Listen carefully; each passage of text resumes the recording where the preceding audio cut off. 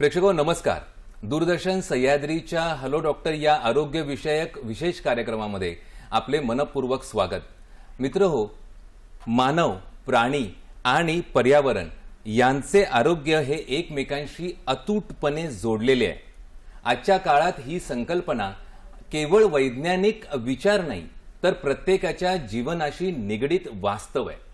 अनेक संसर्गजन्य आजारांचा उगम प्राण्यांमधून होतो आणि योग्य वेळी प्रतिबंधात्मक उपाय न केल्यास त्याचे परिणाम संपूर्ण समाजाला भोगावे लागतात आणि ते भोगावे लागू शकतात.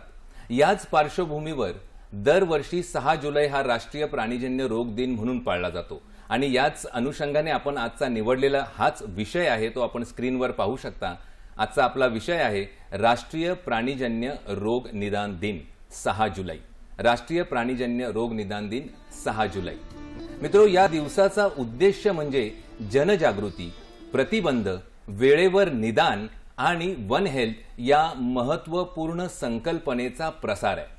आज या अत्यंत महत्त्वाच्या विषयावर आपल्याला मार्गदर्शन करण्यासाठी आपल्या सोबत उपस्थित आहेत प्राणीजन्य रोग विषयातील मान्यवर तज्ज्ञ डॉक्टर नमिता पडवळ मॅडम. मॅडम, आपले आजच्या हॅलो डॉक्टरच्या या भागामध्ये मी मनपूर्वक स्वागत करतो. मित्रो, आपल्या पाहुण्यांचं अगदी संक्षिप्त अशी ओळख करून द्यायची झाली तर डॉक्टर नमिता पडवळ या आजच्या तज्ज्ञ पाहुण्या आहेत आणि डॉक्टर नमिता पडवळ या लोकमान्य टिळक महानगर सर्वसाधारण रुग्णालय व वैद्यकीय महाविद्यालय सायन मुंबई येथील औषध वैद्यकशास्त्र म्हणजेच मेडिसिन डिपार्टमेंट या विभागाच्या त्या प्राध्यापिका असून गेल्या 27 वर्ष त्या वैद्यकीय शिक्षण, रुग्णसेवा आणि भावी डॉक्टर घडवण्याचे महत्त्वपूर्ण असे कार्य अत्यंत समर्पितपणे आणि समर्पित भावनेने करत आहेत.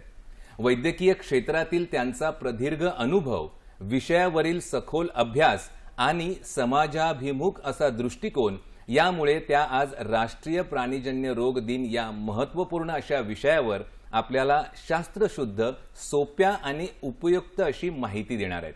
मॅडम, पुन्हा एकदा मी आपलं मनपूर्वक स्वागत करतो आणि आपण चर्चेला नक्कीच आता सुरुवात करूया. सर्वप्रथम अतिशय महत्त्वाचा प्रश्न म्हणजे प्राणीजन्य रोग किंवा ज्याला झुनोटिक डिसीजेस असं म्हणतात, हा नेमका काय प्रकार आहे आणि सामान्य नागरिकांना हे सोप्या भाषेमध्ये आपण कसे समजावून सांगाल?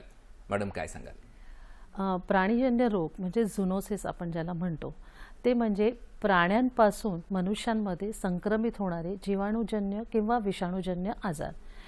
हे आजार प्राण्यांमध्ये मुख्यत्वे करून आढळतात, परंतु जेव्हा हे प्राणी मनुष्याच्या संपर्कात येतात म्हणजे त्यांच्या चावण्यामुळे, त्यांच्या लाळेच्या संपर्कात येणं किंवा त्यांचं मलमूत्र किंवा त्यांची पंख, पिसं किंवा त्यांचं मांस खाल्ल्याने किंवा श्वसनाद्वारे जेव्हा हे विषाणू किंवा जीवाणू मनुष्याच्या शरीरात शिरतात आणि त्यांना सुद्धा या रोगांची लक्षणं दिसू लागतात, तेव्हा आपण त्यांना झुनोटिक डिसीज किंवा प्राणीजन्य आजार असं म्हणतो.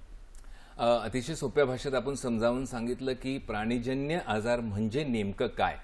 मॅडम, मग आपसूक एक गोष्ट होते की राष्ट्रीय प्राणीजन्य रोग दिन हा साजरा जो केला जातोय 6 जुलैला, जो जगभरामध्ये पाळला जातो, हा साजरा करण्यामागील मुख्य उद्देश काय आहे आपल्या लेखी? बऱ्याच वेळेला आपण म्हणजे काही गोष्टी सहजपणे घेतो की काही प्राणी आहेत आपल्याकडे, आपण त्यांच्या संपर्कात येतो, बऱ्याच वेळा ते चावतात किंवा आपण आता जसं आपण बघितलं की रस्त्यात पाणी साठलेलं आहे आणि त्याच्यातून आपण चालत जातो, पण या संपर्कामध्ये आल्यानंतर त्या पाण्यामध्ये बऱ्याच वेळेला उंदरांची मूत्र मिसळलेलं असतं आणि जेव्हा ते असं दूषित झालेलं पाणी त्या पाण्यातनं चाललेल्या व्यक्तीच्या पायाला जर काही जखमा असतील किंवा काही त्यांच्या डोळ्यांच्या किंवा तोंडामध्ये जर गेलं तर अशा वेळेला लेप्टोस्पायरोसिस म्हणजे एक स्पायरोकिट आहे, तर तो आजार या व्यक्तींमध्ये पसरतो आणि त्या आजाराची लक्षणं सुरुवातीला काही दिसत नाही, पण 2 ते 14 दिवसाच्या अंतरानंतर त्या व्यक्तींना लेप्टोस्पायरोसिसची लागण होते आणि सुरुवातीला ताप येतो आणि त्याच्यानंतर लिव्हर, किडनी किंवा फुफ्फुस यांचा संसर्ग येऊन मनुष्य दगावण्याची पण शक्यता असते. तर त्याचबरोबर बऱ्याच वेळेला कुत्रा चावतो किंवा इतर दूषित असलेलं अन्न आपण खातो, तर बऱ्याच वेळेला निष्काळजीपणाचं वर्तन केलं जातं. तर ते निष्काळजीपणा न होता आणि आपल्या मनुष्यामध्ये या आजाराचं संक्रमण कमी व्हावं या दृष्टीने जनजागृती यावी यासाठी या राष्ट्रीय प्राणीजन्य आजार हा दिन साजरा केला जातो. म्हणजे जनजागृती हा एक मूळ आणि मुख्य असा उद्देश हा दिन साजरा करण्यामागे आहे. नक्कीच आपल्या आजच्या कार्यक्रमाचा उद्देशही आणि संकल्पना ही त्याच गोष्टीवरती आधारित आहे.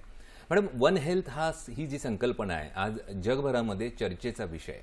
मग ती नेमकी काय आहे हेही आपल्याकडून समजून घ्यायला आम्हाला आवडेल आणि सामान्य माणसाच्या जीवनाशी तिचा काय संबंध आहे हेही आपण अधोरेखित करा. आपण मनुष्य म्हणून आपण फक्त आपल्या आरोग्याकडे लक्ष देतो, परंतु आपलं जे जीवन आहे ते इतर प्राणी आणि पशु पक्षी त्याचबरोबर झाडं या सगळ्यांशी निगडीत आहे. यापैकी एकाचेही समतोल बिघडला तर आपला पूर्ण पृथ्वीचं आरोग्य बिघडू शकतं. त्यामुळे या तिघांचंही आरोग्य व्यवस्थित असणं खूप गरजेचं आहे आणि हे एकमेकांवर अवलंबून असणारे तिन्ही घटक आहेत. त्यामुळे वन हेल्थ म्हणजे फक्त मनुष्याच्या आरोग्याशी संबंधित न राहता प्राणी आणि वनस्पती यांचं सुद्धा आरोग्य व्यवस्थित राहावं यासाठी केलेला प्रयत्न आहे. आणि याच्यामध्ये फक्त मनुष्याचाच आजार नसून तो आजार इतर जीवांकडनं पण म्हणजे प्राण्यांकडनं किंवा वनस्पतींकडून मनुष्यांकडे संक्रमित न व्हावं यासाठी प्राण्यांचंही आरोग्य व्यवस्थित राखावं, वेळोवेळी त्यांचीही तपासणी केली जावी किंवा त्यांच्यापासून होणारे संक्रमित होणाऱ्या आजारांबद्दल माहिती लोकांना कळावी यासाठी वन हेल्थ ही संकल्पना राबवली जाते. म्हणजे कुठेतरी सर्वसमावेशक अशी ही संकल्पना आहे ज्याच्यामध्ये माणसांचं आरोग्य हे महत्त्वाचं आहे, त्याच सोबत प्राण्यांचं आरोग्यही अबाधित ठेवणं आणि चांगलं ठेवणं हाही एक उद्देश त्यामागचा आहे. नक्कीच अतिशय महत्त्वाची अशी माहिती या निमित्ताने आपण दिली. मग मॅडम, जर साधारण आपण विचार केला भारतभराचा आणि खास करून महाराष्ट्राचा, तर भारतभर आणि महाराष्ट्रामध्ये आढळणारे साधारण प्रमुख प्राणीजन्य रोग हे कोणते आहेत हेही आपण सांगितलं तर नक्कीच आमची एक मूळ संकल्पना याबद्दल क्लिअर होईल. काय सांगाल? साधारणपणे ग्रामीण भागामध्ये आपल्याकडे गुरंढोरं असतात, म्हणजे गाई, म्हशी, मेंढ्या, बकऱ्या वगैरे किंवा कोंबड्या पाळल्या जातात किंवा डुकरांचं व्यावसायिक दृष्टीने पालन केलं जातं. त्याचबरोबर कुत्री, मांजरी हे आजार आहे यांच्याद्वारे आजार पसरले जातात.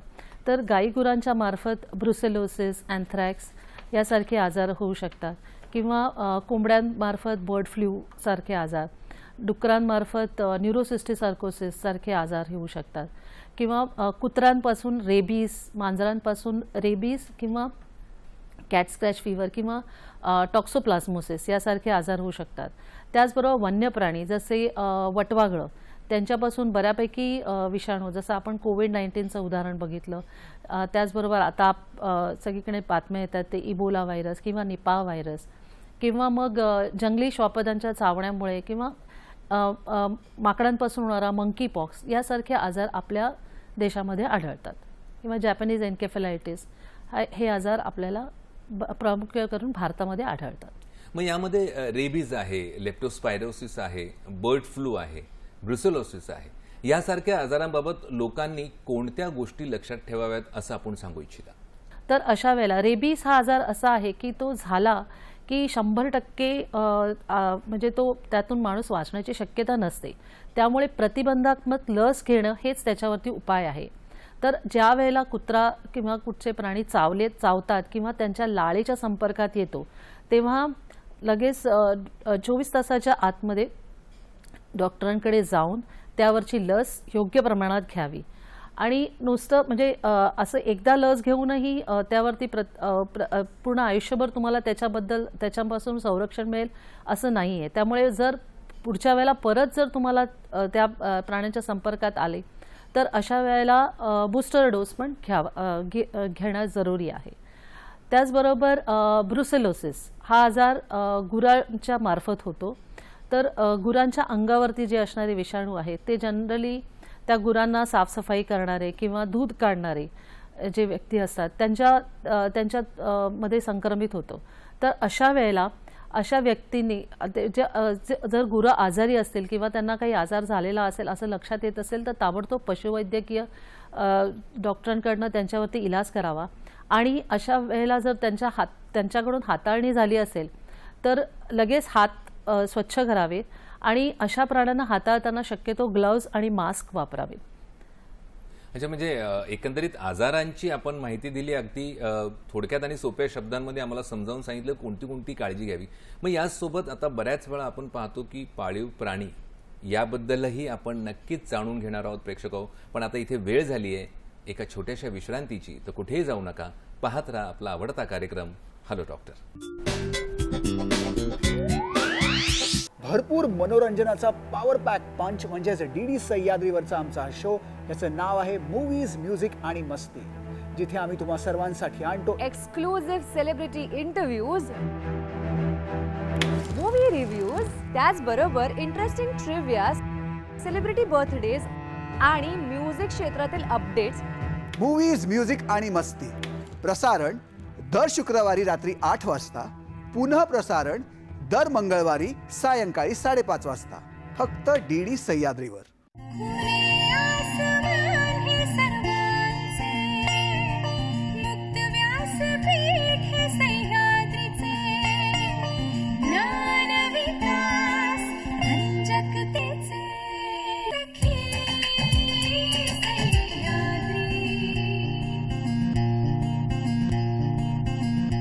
सखी सह्याद्री दर मंगळवार आणि गुरुवार दुपारी 12 वाजता. शिवाय या कार्यक्रमाचं थेट प्रसारण सह्याद्री वाहिनीच्या फेसबुक पेजवर आणि YouTube चॅनलवरही उपलब्ध. ब्रेक नंतर पुन्हा एकदा सर्व प्रेक्षकांचं मनपूर्वक स्वागत. आजचा विषय आपण जाणून आहात राष्ट्रीय प्राणीजन्य रोग दिन 6 जुलै. मित्र, आपण अतिशय महत्त्वाची अशी चर्चा करत आहोत आणि प्रेक्षकही कुठेतरी आपल्याशी जोडले गेलेले आहेत. रुपेशजी गुजराती यांनी आपल्याला समाज माध्यमांवरून आपल्याला प्रश्न विचारलेला आहे. मॅडम, मी तो आपल्याला विचारू इच्छितो की सिन्नर येथून आपले हे प्रेक्षक आहेत की रेबीजवरती वॅक्सिन आहे, म्हणजे त्याच्यावरती एक लसीकरण केलं जातं, पण मग इतर अजून कोणत्या रोगांवरती साधारण वॅक्सिन्स उपलब्ध आहेत याच कॅटेगरीमधल्या? नक्कीच रुपेशजी, तुम्ही चांगला प्रश्न विचारलात. रेबीजवरती वॅक्सिन आहे कारण तो खूप जीवघेणा आजार आहे. त्याचबरोबर ब्रुसेलोसिस, अँथ्रॅक्स याच्यावरतीही वॅक्सिन आहे. त्यामुळे जनरली जे गुरांना हाताळतात, म्हणजे दूध काढतात किंवा स्लॉटर हाऊसेस, कत्तलखाने जिथे अशा प्राण्यांना नेलं जातं, तर अशा लोकांना ते ते वॅक्सिन दिलं जातं. त्याचबरोबर जे अशा प्राण्यांच्या संपर्कात येतात त्यांना आपण डॉक्सिसायक्लिन किंवा प्रोफिलॅक्टिक म्हणून जेव्हा ज्यांना सांडपाण्यामध्ये काम करावं लागतं, उभं राहावं लागतं, अशांसाठी डॉक्सिसायक्लिन अशी इंजेक्शन आहेत. पण बऱ्याच अंशी आता जसं आपण कोविड-19 म्हटलं, त्या कोविड-19साठी आपण सगळ्यांनीच लसीकरण केलेलं आहे. पण बऱ्याच व्हायरसेस आहेत ज्याच्यावरती अजूनही लस उपलब्ध नाही आहे. त्यामुळे या फार थोड्या विषाणूंवरती जसं रेबीज आणि ब्रुसेलोसिस आणि अँथ्रॅक्स याच्यावरती वॅक्सिन अवेलेबल आहे. अगदी महत्त्वाचं होतं ते, आणि त्याच निमित्ताने हेच उत्तर मी अजून पुढच्या प्रश्नाकडे घेऊन जातो आपल्याला, की पाळीव प्राणी ठेवणारे जी कुटुंबे आहेत, आजकाल प्रत्येकाचं एक फॅड आहे ते की पाळीव प्राणी घरात ठेवणं. तर मग अशा कुटुंबांनी नेमकी कोणती काळजी घ्यावी? कारण प्रतिबंधात्मक तुम्ही म्हणालात की सगळ्या वॅक्सिन्स तर अवेलेबल नाही आहेत. मग प्रतिबंधात्मक अशी कोणती काळजी या पाळीव प्राणी ठेवणाऱ्या कुटुंबियांनी घ्यावी, आपण सांगाल? काय सांगाल? पाळीव प्राणी आपल्याला खूप जवळचे असतात. आपण त्यांच्याबरोबर खूप प्रेमाने वागत असतो. त्यांना आपण जवळ घेऊन त्यांना खाऊ घालणं किंवा त्यांच्याबरोबर सतत राहत असतो. पण अशा वेळेला आपण ही काळजी घेतली पाहिजे की त्यांच्या लाळेच्या संपर्कात आपण आलो तर आपल्याला पण तो आजार, जर ते प्राणी इन्फेक्टेड असतील तर त्यांना हा आजार आपल्यालाही आजार होऊ शकतो, जसं रेबीजसारखं. तर अशा वेळेला या प्राण्यांना वेळोवेळी पशुवैद्यकांकडे नेऊन त्यांना वॅक्सिन्स देणं, ते आजारी आहेत की नाही त्यांची तपासणी करणं, त्यांची स्वच्छता राखणं, त्यांच्या शरीरावरती काही कीटक वगैरे काही असतील तर त्याची स्वच्छता राखणं.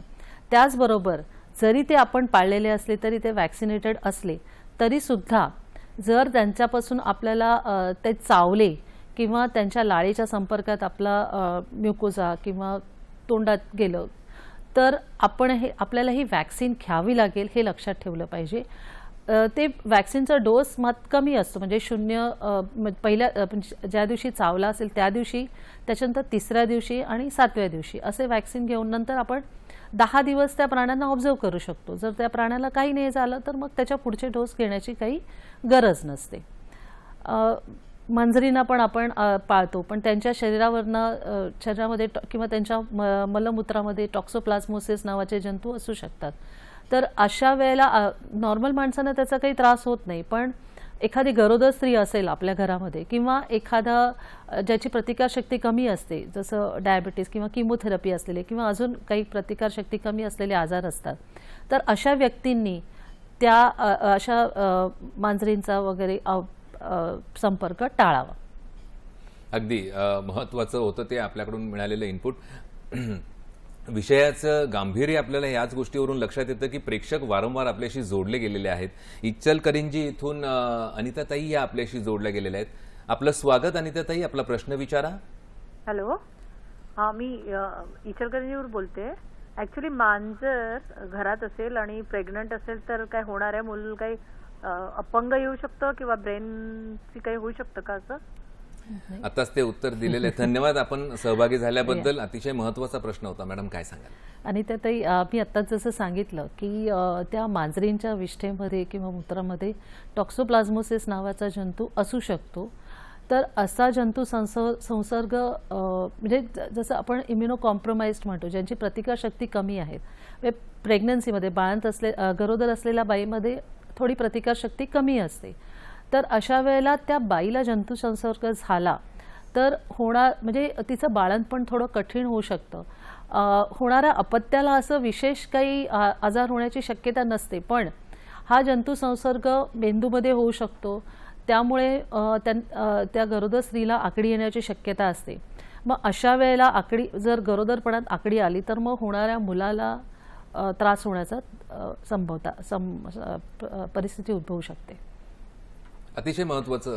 आणि याच गोष्टीला जोडून पुन्हा प्रेक्षकांनी आपल्याला समाज माध्यमांवरतून तो प्रश्न विचारलेला आहे की म्हणजे मकरंद पाटील हे तुळजापूर इथून आपल्याला हा प्रश्न विचारलाय त्यांनी की कुत्री आहेत, मांजरी आहेत, याला उचलून घेतात लहान मुलं असतील घरातली पाळीव प्राण्यांना, तर मग त्यांच्या केसांचा काही प्रादुर्भाव होण्याची शक्यता असते का आणि विशेष काळजी काय घ्यावी आपल्या प्रेक्षकांनी?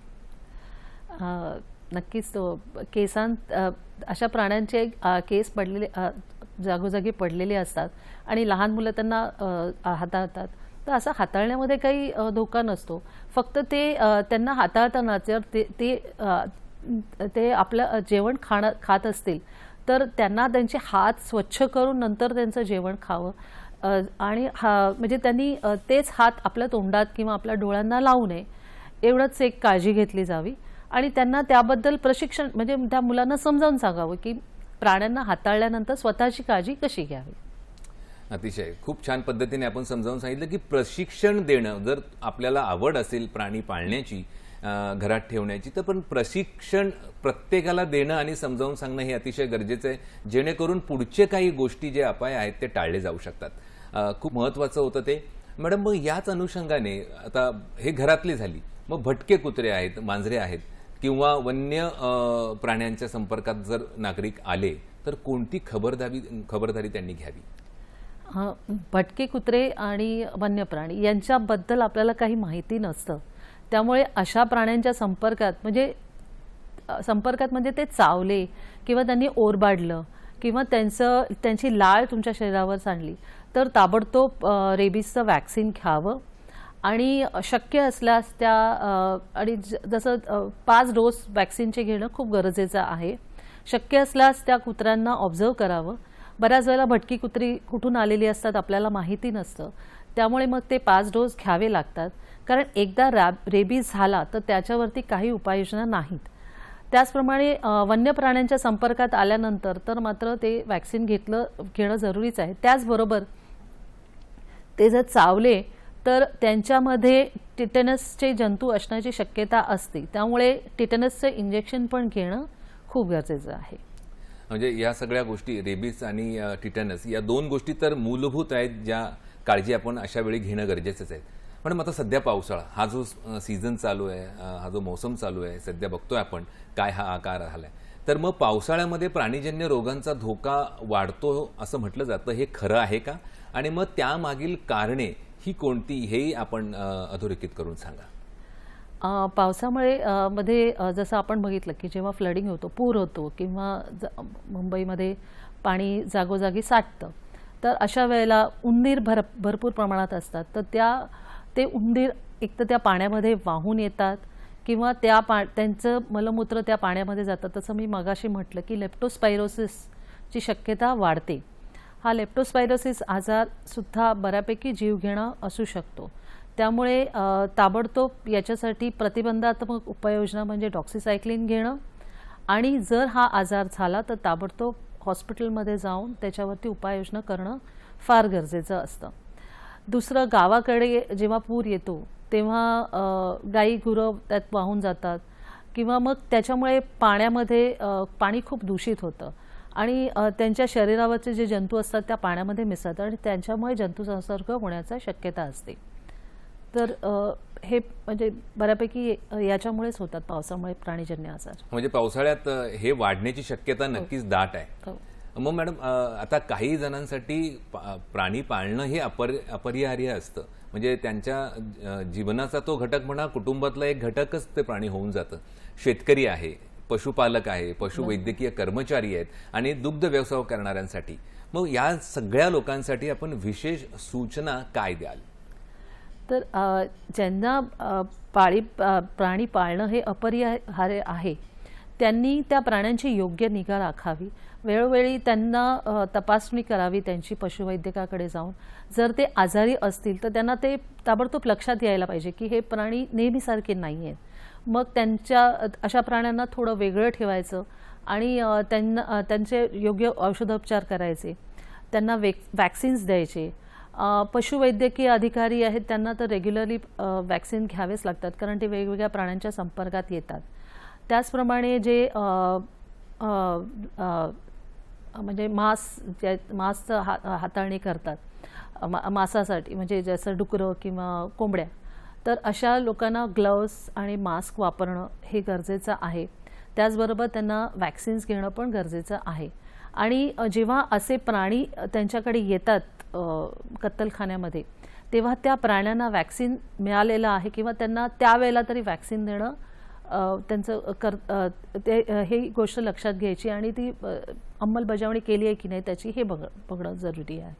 म्हणजे सुरक्षिततेचे जे उपाय आहेत ते योग्य पद्धतीने पाळणं या अनुषंगाने अतिशय महत्त्वाचं आहे. हेच आपल्याला अधोरेखित आपल्या उत्तरातून करायचं आहे. आता आपण थोड्याशा आपल्या खाण्याच्या सवयीकडे येऊ. म्हणजे पशुजन्य अन्नपदार्थांबद्दल जेव्हा बोलायचं झालं तर दूध आहे, मांस आहे आणि इतर पशुजन्य अन्नपदार्थ जे आहेत हे सुरक्षितपणे वापरण्यासाठी कोणत्या सवयी प्रत्येकाने अंगीकारल्या पाहिजेत याबद्दल आपण सविस्तर सांगावं. पशुजन्य आहारामध्ये म्हणजे दूध आहे. दूध शक्यतो कच्चं न पिता ते पाश्चराईज करून वापरावं, म्हणजे त्याच्यातले जंतू जे असतात ते नष्ट होतील आणि जनरली गरम करून दूध प्यावं.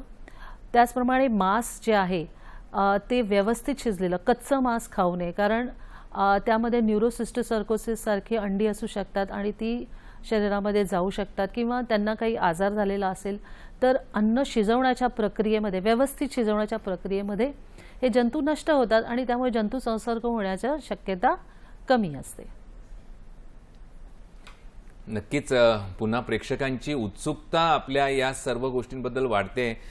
विजय चव्हाण म्हणून आपल्याला मुंबई येथून विचारतायत की याच प्रश्नाच्या अनुषंगाने की इंजेक्शन देऊन कोंबड्या वाढवल्या जातात असा काहीतरी त्यांचा प्रश्न आहे समाज माध्यमावरती विचारलेला. तर या गोष्टींबद्दलही आपण थोडासा दृष्टिक्षेप टाकावं, त्याबद्दलची सुरक्षितता आणि काळजी काय सांगाल? बऱ्याच वेळेला कसं व्यावहारिकदृष्ट्या जास्ती उत्पन्न मिळवण्यासाठी असे काही प्रकार केले जात असतील तर ते लक्षात आल्यानंतर जी काही व्यवस्थापना असेल यांच्यावरती नियंत्रण ठेवणारे त्यांच्या माहितीच आणून द्यावं. आणि बऱ्याच जे अँटीबायोटिक्स किंवा काही जे इंजेक्शन दिले असतील ते प्राण्यांचं आरोग्य नीट ठेवण्यासाठी वापर करावा. त्याचा अतिरिक्त वापर किंवा अनावश्यक वापर टाळावा.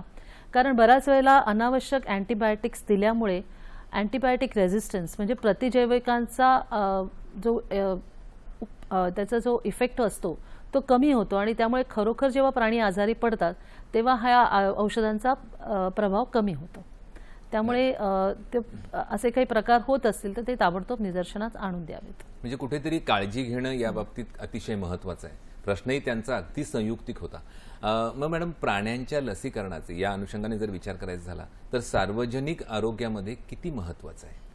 नक्कीच.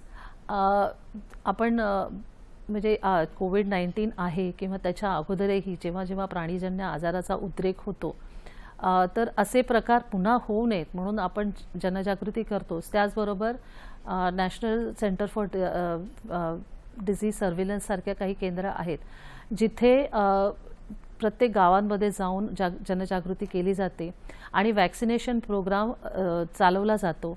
त्याचं म्हणजे त्या वॅक्सिनेशन प्रोग्राममध्ये ते वॅक्सिन्स प्रत्येक व्यवस्थित पोचते की नाही याची पण दखल घेतली जाते.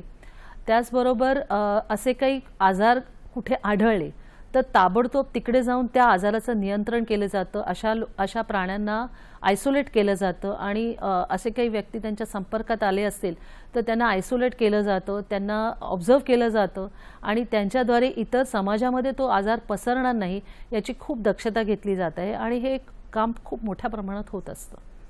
अगदी अगदी महत्त्वाचं होतं आणि खूप सोपं आणि सुलभ करून आपण आम्हाला समजावून सांगितलं या गोष्टीचं. प्रेक्षक, आपण या विषयाचे अनेक कंगोरे अजून जे आपण उलगडून पाहणार आहोत आणि त्याबद्दल मार्गदर्शन आपण मॅडमकडून घेणार आहोत. पण आता इथे वेळ झाली एका छोट्याशा विश्रांतीची. तर कुठेही जाऊ नका, पाहत राहा आपला आवडता कार्यक्रम हॅलो डॉक्टर.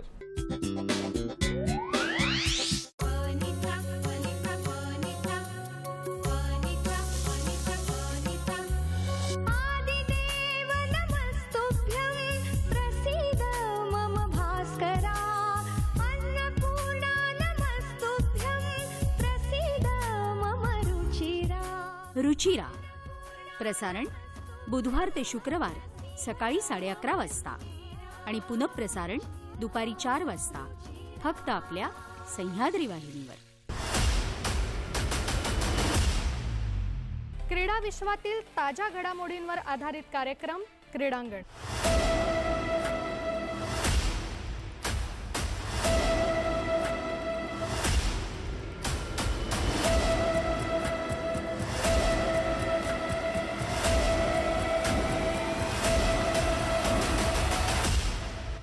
क्रीडांगण प्रसारण दर मंगळवारी रात्री 8:30 आणि पुन्हा प्रसारण दर बुधवारी दुपारी 1:30 फक्त सह्याद्री वाहिनीवर.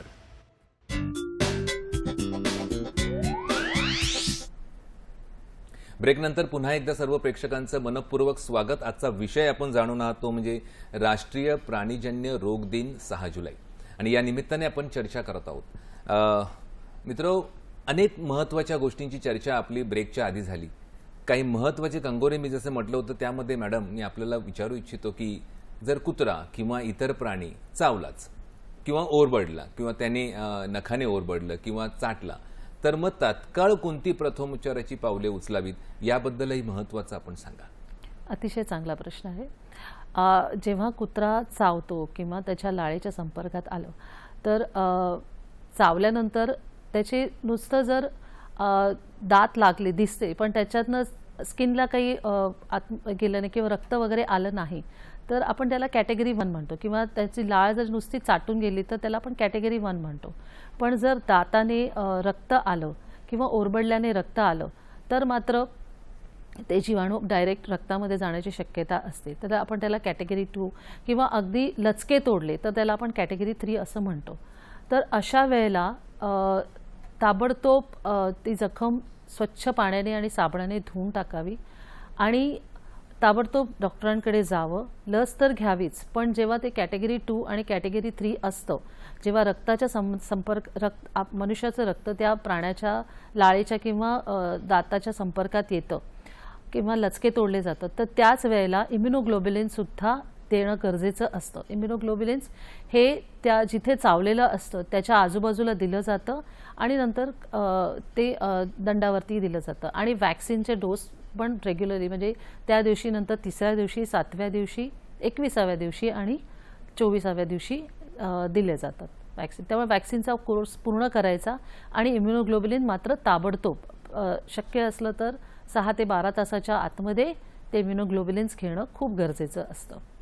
अतिशय महत्त्वाचं होतं. आणि रोहित परुळेकर यांचाही हाच प्रश्न होता. म्हणजे प्रेक्षकांची ना आपली नाळ ही किती अतूटपणे जुळली गेलेली आहे की त्यांचा नेमका हाच प्रश्न होता की अशा वेळी काय करावं माणसाने. तर मॅडम, त्याच्याच पुढे जाताना हा महत्त्वाचा प्रश्न आहे की कोणती लक्षणे, जर समजा ही सगळी काळजी घेऊन असं काहीतरी घडलंच, तर कोणती लक्षणे दिसल्यास प्राणीजन्य संसर्गाची शंका घ्यावी आणि डॉक्टरांचा सल्ला घ्यावा तुरंत, काय सांगाल? प्राण्यांमध्ये असं म्हणावं की जर एखादा कुत्रा एक नॉर्मलपेक्षा वेगळा वागत असेल, म्हणजे तो अतिशय म्हणजे जनरली कुत्रे त्यांना चिडवलं नाही तर ते काही करत नाहीत असं, म्हणजे इतर प्राण्यांना असं त्याला आम्ही प्रोवोक्ड किंवा अनप्रोवोक्ड असं म्हणतो. प्रोवोक्ड म्हणजे त्यांना त्रास दिला की ते चावायला येतात, पण बऱ्याच वेळेला कसं न त्यांना त्रास देता सुद्धा जेव्हा ते चावायला येतात तेव्हा आपण त्यांना रेबीज झाला असण्याची शक्यता म्हणतो. दुसरा प्रकार आहे डंब रेबीज, म्हणजे नॉर्मली असणारे कुत्रे एकदम शांत झोपलेले असतात, तर असे आजारी असलेले कुत्रे त्यांनाही रेबीज असण्याची शक्यता असते. जर मनुष्यांमध्ये असं म्हणायला गेलं तर ही लक्षणं बऱ्याच दिवसांनी दिसू शकतात, काही महिने किंवा काही वर्षानंतरही दिसू शकतात. मग अशा वेळेला तो माणूस एकदम विचित्र वागायला लागतो. पाणी दिसलं की त्याला एकदम भीती वाटते, तर त्याला आपण हायड्रोफोबिया म्हणतो. तो पाणी घ्यायलाही घाबरतो किंवा मग एकदम बेशुद्ध होतो. आणि तर अशा वेळेला त्याला जर आधी त्याने काही चावल्याची हिस्ट्री असेल आणि त्याने वॅक्सिन घेतलं नसेल किंवा त्याची प्रतिकारशक्ती कमी असेल तर त्याला आपण रेबीज झालाय असं म्हणू शकतो. अगदी महत्त्वाचं. आणि लगेच मग अशा वेळी डॉक्टरांशी संपर्क साधणं आणि जवळच्या आरोग्य केंद्राशी संपर्क साधणं हे तितकंच महत्त्वाचं होतं. आणि अशा वेळेला मग त्याच्या संपर्कात आलेल्या लोकांनी सुद्धा वॅक्सिन घेणं गरजेचं. अगदी महत्त्वाचं होतं ते. पुन्हा आपल्याशी प्रेक्षक जोडले गेलेले आहेत. विषयाचं महत्त्वच इतकं आहे की केतनजी हे कल्याण येथून आपल्याशी जोडले गेलेले आहेत. आपलं स्वागत केतनजी. आपला प्रश्न विचारा. सर डॉक्टर नमस्कार. नमस्कार. माझा प्रश्न असा आहे का 9 महिन्यापूर्वी सर्पदंश झालेला होता. त्यावेळेस डॉक्टर ठाण्याला उपचार केला. त्यानंतर आमच्या शेजारी हॉस्पिटल आहे त्याच्याकडे उपचार केला. काही ठाण्याला पाठवला होता, परंतु अजून त्या ठिकाणातून तिथे चावलेले तिथून जो पाणी वाचायचे बंद झालेले नाही. आपला प्रश्न आमच्या लक्षात आला. नक्कीच आपण त्याचं उत्तर घेऊ. धन्यवाद आपण सहभागी झाल्याबद्दल. मॅडम काय सांगाल? सर्पदंश हा म्हणजे झुनोटिक असं नाही म्हणू शकत आपण, पण त्याला चावण्यामुळे, प्राण्यांच्या चावल्यामुळे होतं असं. तर बऱ्याच वेळेला हे साप विषारी असू शकतात किंवा बिनविषारी असू शकतात. तर जेव्हा विषारी असतात तेव्हा अँटीस्नेक विनम आपण त्यांना देतो ताबडतोब आणि त्यामुळे तो विषाचा प्रभाव कमी होतो. पण जर ते बिनविषारी असतील तर त्यातूनही टेटनससारखा जंतुसंसर्ग होऊ शकतो. त्यामुळे टेटनसचं वॅक्सिन घेणं जरुरी आहे. आता हे जिथे जर तो विषारी असेल तर अशा वेळेला काही जे काही सर्प असतात ते आपण त्याला म्हणजे त्याच्यापासून रक्तस्राव होत असतो. तर असे रक्तस्राव ज्या ठिकाणी चावलं आहे किंवा इतर अनेक ठिकाणी तो रक्तस्राव होऊन तिथे मोठी जखम होते. तर अशी जखम मग हळूहळू त्याची ट्रीटमेंट देऊन ती कमी होऊ शकते. पण तुमच्या बाबतीत ती जखम बहुतेक भरली नाही आहे आणि त्यामुळे त्याच्यातनं थोडा थोडा स्त्राव येतो आहे. तर तुम्ही योग्य तो डॉक्टरांचा सल्ला घ्या, स्पेशली सर्जनला दाखवून ती जखम का भरली नाही आहे तर ते बघा. तुम्हाला कदाचित डायबिटीज असेल किंवा त्या जागी रक्तपुरवठा कमी असेल त्यामुळे ती जखम भरली नाही आहे. तर तुम्ही योग्य त्या डॉक्टरांचा सल्ला घेऊन त्या जखमेची काळजी घ्या. ती जखम भरेल याच्याकडे प्रामुख्याने लक्ष द्या. सर्पदंशाचा आता एवढ्या दिवसानंतर काही प्रभाव नाही आहे त्याच्यामध्ये. म्हणजे सर्पदंशाचा डायरेक्ट काही संबंध कदाचित नसण्याची शक्यता आहे किंवा असण्याची शक्यता आहे, पण त्याच्या व्यतिरिक्त अजून काही गोष्टी आहेत का जखम न भरण्यामागे, याची पडताळणी करणं नक्कीच महत्त्वाचं आहे. मॅडम, आजकाल आपण आधुनिक जगाचा जर विचार केला तर हवामान बदल आहे, जंगलतोड आहे आणि वाढते शहरीकरण, यांचा प्राणीजन्य रोगांशी काही संबंध आहे का? नक्कीच खूप जास्ती संबंध आहे. जसं आपण म्हटलं की वाढते शहरीकरण म्हणजे आपण बेसुमार जंगलतोड करतो आहोत, त्यामुळे प्राण्यांची जी राहण्याची जागा आहेत त्या कमी होत चाललेल्या आहेत. आणि पक्ष्यांच्या जागा जी राहण्याच्या जागा आहेत, झाडं जी आहेत ती कमी होत आहेत आणि त्यामुळे ती मनुष्यांच्या सहवासामध्ये जास्ती प्रमाणात येत आहेत. जसं आपण म्हटलं की वटवाघळं ती जंगलामध्ये असायची, पण जसजसं आपण जंगलांच्या जवळ शहरीकरण होत आहे त्यामुळे ती वटवाघळांचं मनुष्यांच्या संपर्कात येणं खूप वाढलेलं आहे. त्यांच्या खाण्याच्या सवयी बदलत आहेत आणि त्यामुळे मग ते प्राणीजन्य आजार जास्ती प्रमाणात येत आहेत किंवा जंगलामध्ये विनाकारण जंगलांमध्ये भटकून वाटेल ते मांस खाणं, त्यांची शिकार करणं, याच्याद्वारे सुद्धा प्राणीजन्य आजार खूप जास्ती प्रमाणात पसरतात. किंवा खाण्याच्या सवयी बदललेल्या आहेत, जसं आपण म्हटलं की वटवाघळं किंवा असे आपण आरोग्यास अपायकारक असलेले अन्न खाल्लं की त्यातूनही प्राणीजन्य आजार पसरण्याची शक्यता खूप जास्ती असते. त्यामुळे वातावरणातील बदलात जसे मनुष्याच्या शरीरावर परिणाम होत असतात तसेच प्राण्यांच्या शरीरावरतीही परिणाम होत असतात. आणि सर्व्हायव्हल ऑफ द फिटेस्ट म्हणजे प्रत्येकाला जगण्यासाठी आवश्यक आपल्यामधले बदल करणं आवश्यक असतं. त्याप्रमाणे जसे मनुष्य आपल्या आयुष्यामध्ये बदल घडवत असतो तसे प्राणीसुद्धा आपल्या आयुष्यामध्ये बदल घडवत असतात. त्यामुळे तापमानातील बदलांचा त्यांच्या आयुष्यावरही परिणाम होत असतो आणि ते त्यांचं संरक्षण करण्यासाठी जसे विषाणू म्हणा ते त्यांचं संरक्षण करण्यासाठी त्यांच्यामध्ये बदल घडवून आणतात आणि जे आपल्या मनुष्याकरता अपायकारक असू शकतात. त्यामुळे शक्यतो वातावरणातील बदल घडू नयेत यासाठी आपण निसर्गाची सुद्धा हानी टाळली पाहिजे.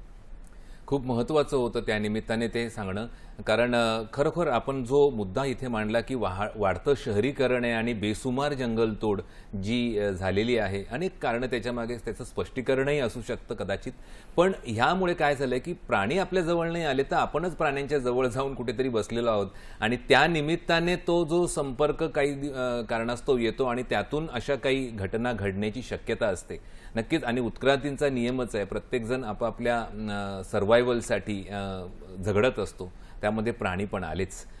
खरोखर महत्त्वाचं होतं ते. पुढचं महत्त्वाचं आहे की आपण जनजागृतीचा जेव्हा विषय आज चर्चा करतोय तर शाळा आहे, महाविद्यालय आहेत आणि स्थानिक स्वराज्य संस्था आहेत, मग ह्यांच्या जबाबदाऱ्यांबद्दलही कुठेतरी चर्चा होणं फार गरजेचं आहे. मग जनजागृतीसाठी कोणते उपक्रम या सर्व पातळींवरती राबवले जाऊ शकतात, याबद्दल आपण काय सांगाल? शाळा आणि कॉलेजमध्ये जे शिकणारे विद्यार्थी आहेत ती पुढची पिढी आहे आणि जर त्या पिढीला निरोगी जीवन जगायचं असेल तर त्यांना आत्तापासूनच पर्यावरणाचा समतोल राखणं शिकवलं पाहिजे, अतिरेक टाळला पाहिजे, प्राण्यांशी, झाडांशी, निसर्गाशी एकंदर कसं जुळवून घेता आलं पाहिजे, अनावश्यक गोष्टी कशा टाळायला पाहिजेत हे शिकवणं खूप गरजेचं आहे.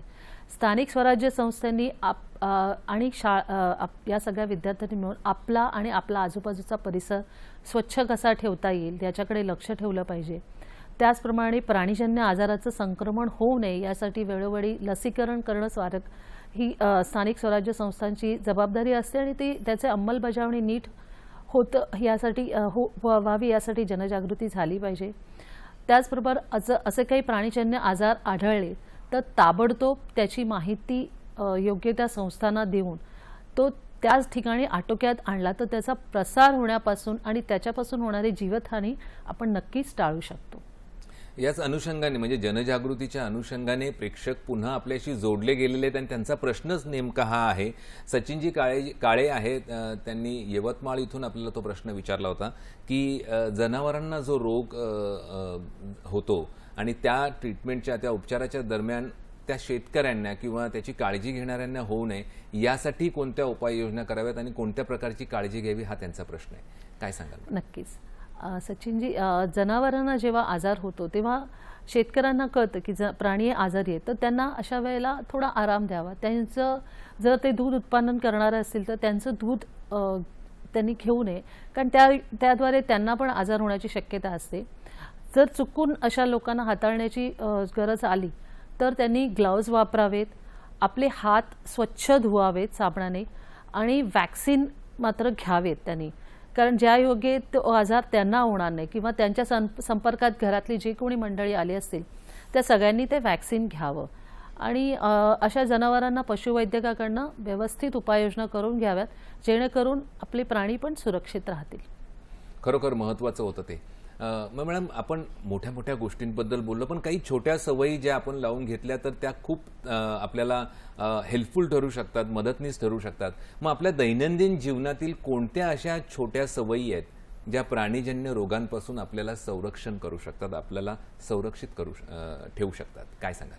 एक तर स्वतःची स्वच्छता राखणं, म्हणजे जेव्हा आपण अन्न घेतो किंवा आपल्या डोळ्यामध्ये हात वगैरे घालतो तेव्हा आपले हात स्वच्छ असले पाहिजे. त्याआधी म्हणजे जेवणाच्या आधी आपण जे हात व्यवस्थित साबणाने धुतले पाहिजेत.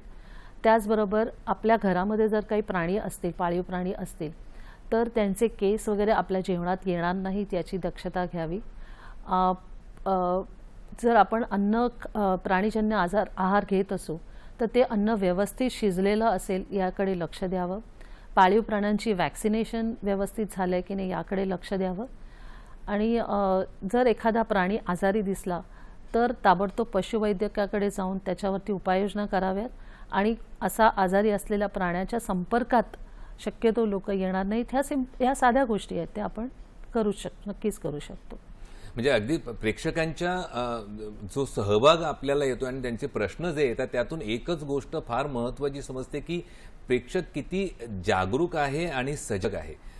महत्त्वाचं होतं प्रत्येकाचा जो अनुभव आणि प्रत्येकाचा जो प्रश्न होता त्यातून अनेक जणांच्या मनातील प्रश्न हे विचारले गेलेत आणि त्यानिमित्ताने जे निराकरण मॅडमने केलं त्याबद्दल मी आशावादी आहे की त्याचं निराकरण पूर्णतः झालेलंच नक्कीच असेल.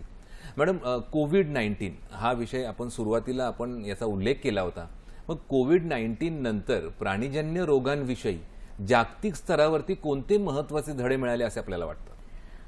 जसं आपण कोविड-19 हा एका देशातून दुसऱ्या देशामध्ये पसरत गेला आणि त्याची जर योग्यच उपाययोजना वेळीच झाली असती तर त्याचा प्रसार होणं आपण टाळू शकलो असतो.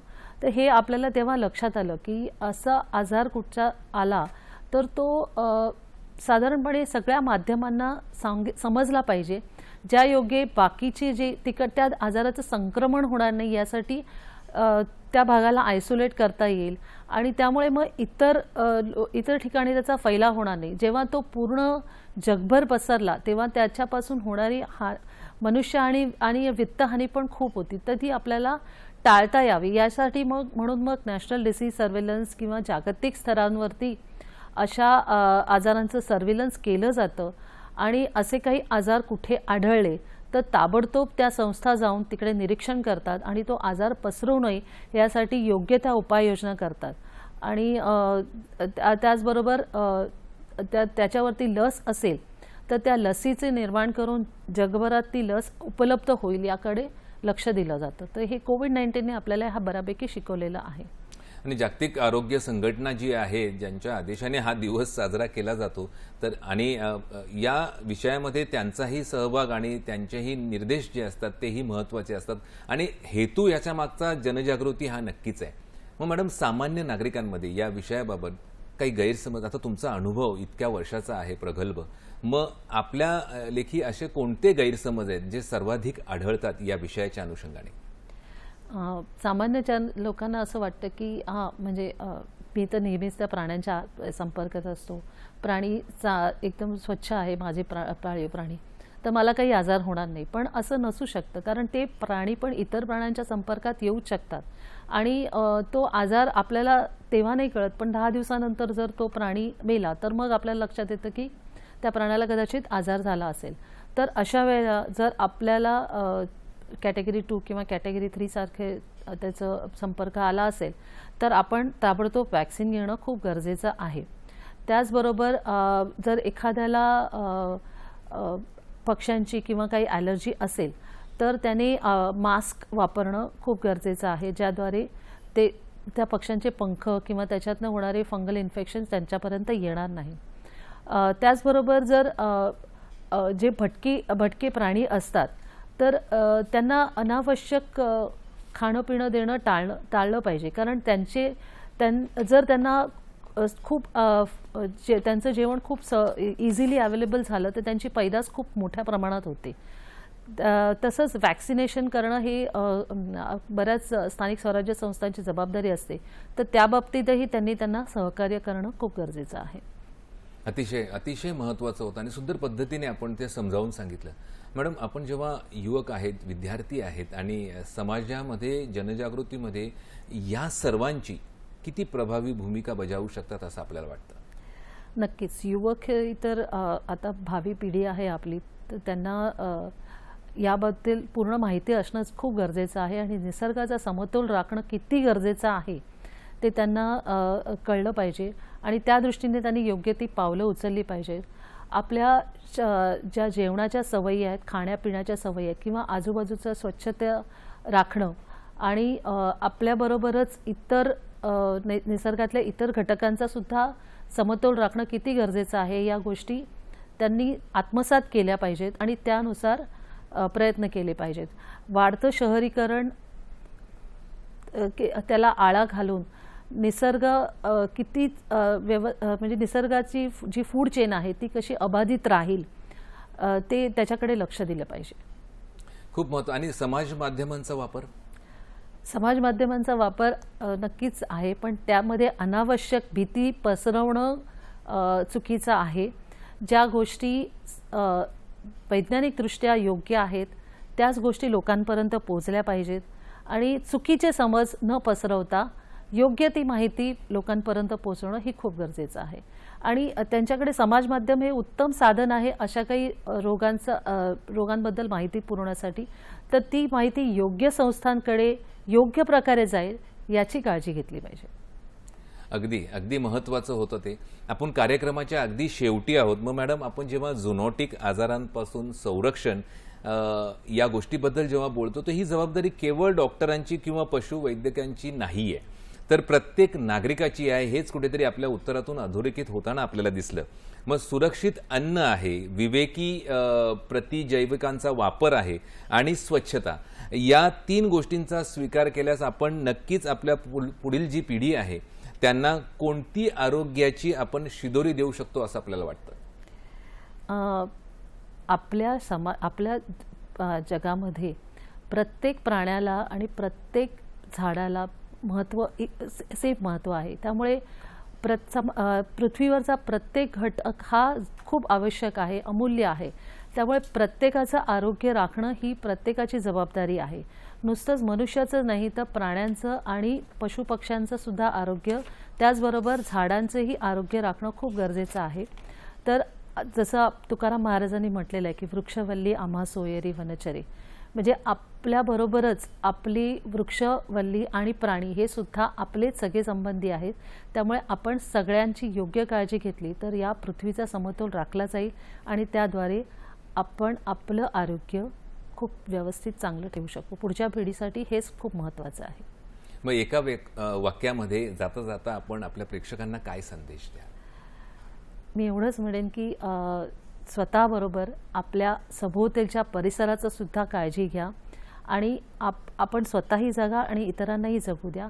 ते जगताना निसर्गाचं भान असू दे, निसर्गामध्ये असलेल्या प्राण्यांचं पशुपक्ष्यांचंही आरोग्य व्यवस्थित राहावं यासाठी त्यांची अन्नसाखळी अबाधित ठेवा, त्यांची अधिवास सुरक्षित ठेवा, ज्याद्वारे ते आपल्या संपर्कात येणार नाही आणि त्यांच्याद्वारे आपल्याला होणारे आजार आपण टाळू शकू.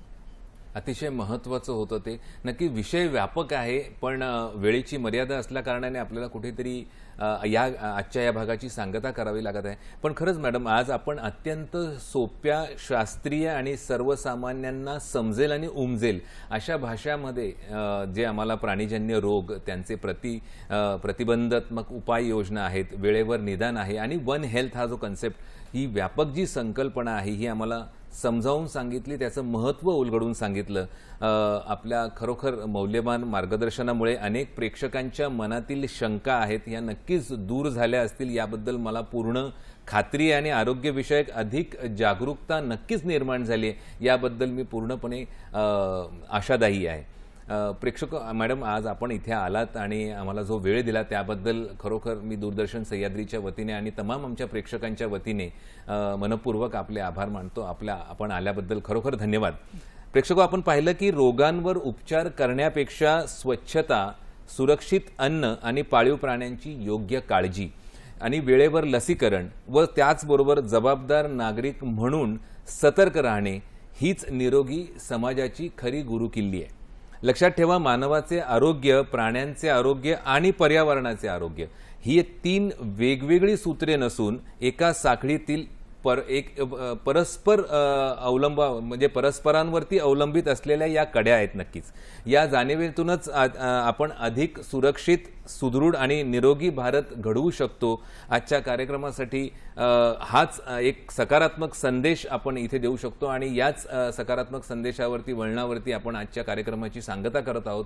पुन्हा भेटूया हॅलो डॉक्टरच्या नवीन भागामध्ये नवीन विषयासह नवीन तज्ज्ञांसोबत. तोपर्यंत स्वस्थ रहा, मस्त रहा, आनंदी रहा आणि सजग रहा. नमस्कार.